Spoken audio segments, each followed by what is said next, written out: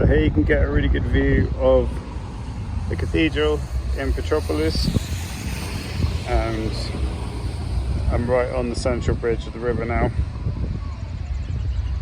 So it's lunchtime. We've stopped at this buffet restaurant called Soberano. Yeah, I've got some chicken and some meatballs with rice, beans and some vegetables, so it looks really good. I'm pretty hungry because it's been quite a busy day so far. So this is the place where we had lunch, Soberano Grill. It's a really good buffet restaurant, just 20 reais for the buffet plus meat. So yeah, if you're in Petrópolis, I definitely recommend it. We're now at the Casa de Santos Dumont, or the House of Santos Dumont.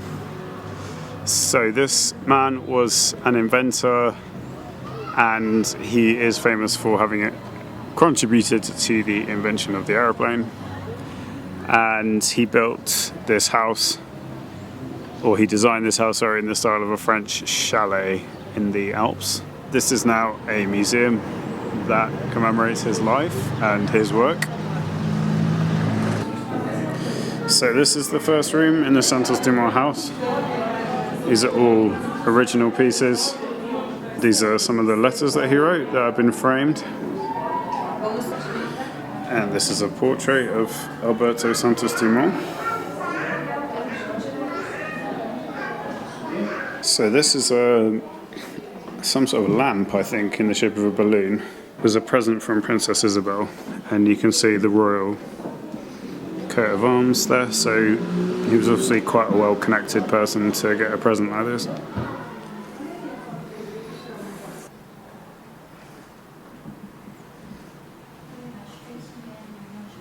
So these are some posters all about Santos Dumont and his work.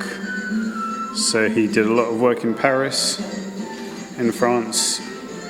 He started off making hot air balloons and used that technology to make aircraft. There's a short video as well to watch. Yeah, so these are in Portuguese and in English, so you can read all about his work. And I think this was his most famous aircraft, the 14Bs that he designed.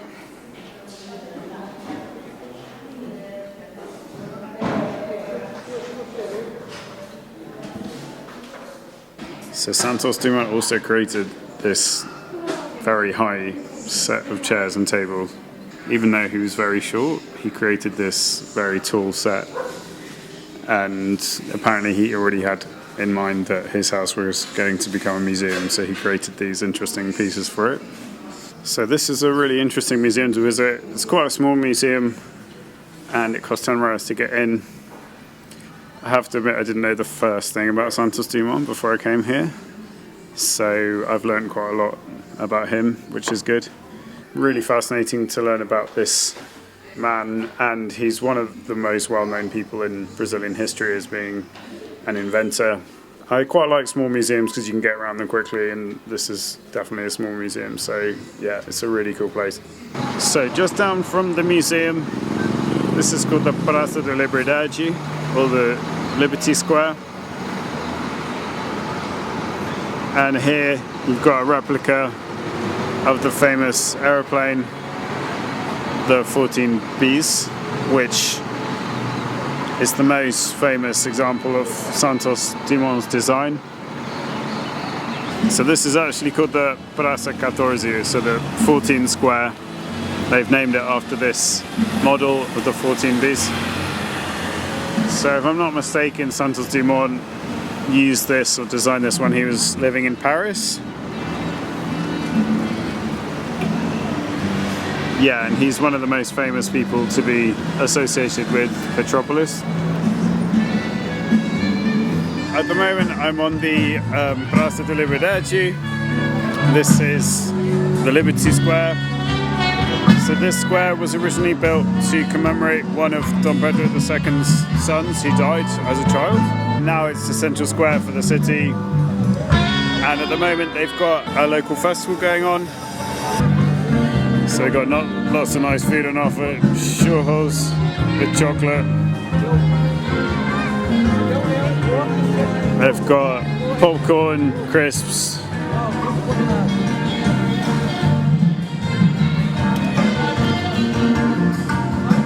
caldo de cana. Here we've got a bust of Zumbi dos Palmares. He's a very famous slave in Brazil. And it said this square received its name of Square of Liberty in 1888 because here free slaves gathered to buy the liberty for other slaves who are still stuck in slavery. And yeah, that's where this square gets its name.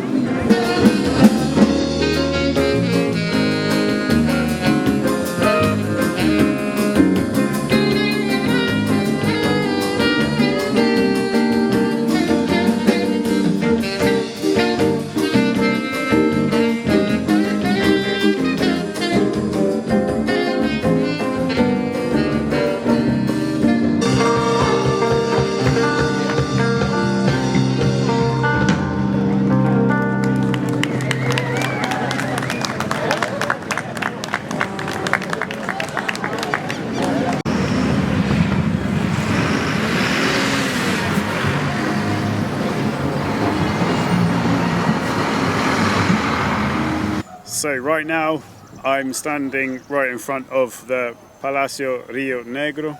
This building was built just 3 months before the proclamation of the Republic in 1889, and it was bought by this family called Carvalho. In 1903 it became part of the state of Rio de Janeiro. They bought it, and interestingly now it acts as a summer residence for the presidents of the Republic of Brazil.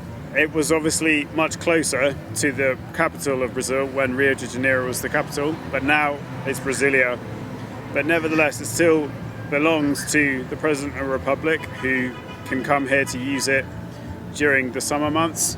Some of the presidents of Brazil, like Lula da Silva, Henrique, Fernando Cardoso, have come here in the summer, but at the moment it's used much less because of the distance between Brasilia and the state of Rio de Janeiro. And I think they're also doing renovations on this building.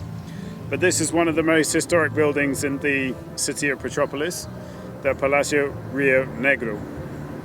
So at the top of the building you can see the coat of arms of Brazil, and for some time it was known as Estados Unidos do Brasil, which is the United States of Brazil. And the date, the 15th of November 1889, is when the end of the monarchy happened and when the Republic was proclaimed. So you can see there's a bit of work that needs doing on this facade. It's obviously seen better days, but the structure of itself of the building is very beautiful, quite elegant, neoclassical style.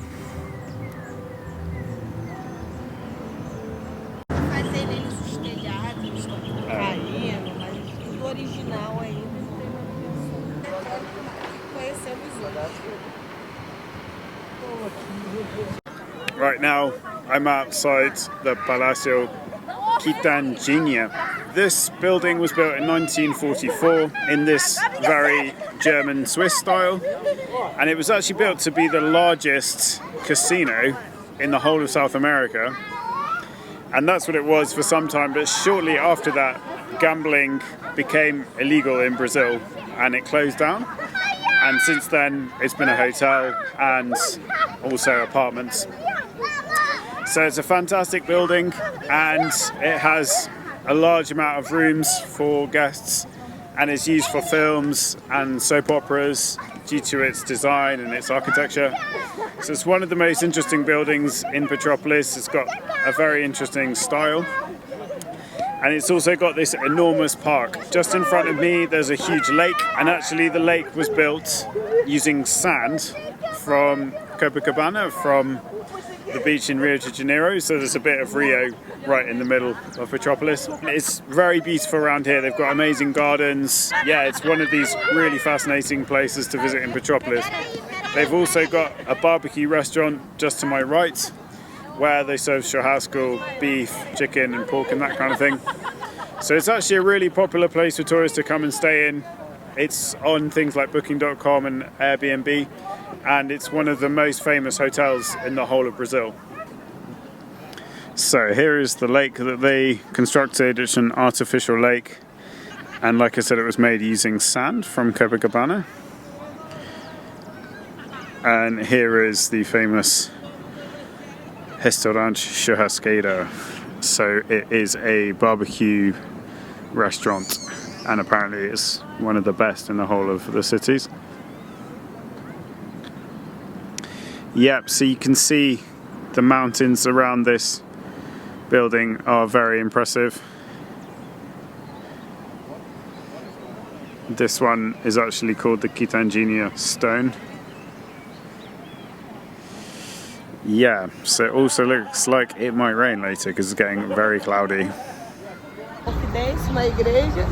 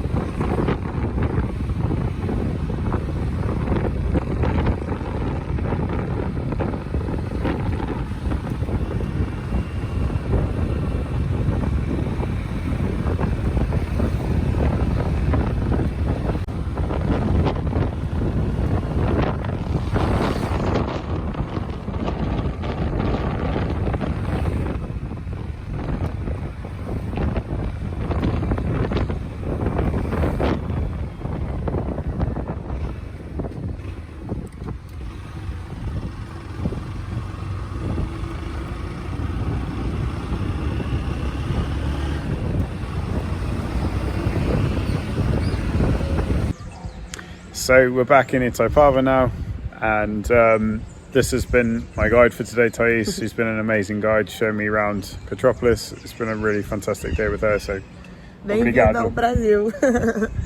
Obrigado.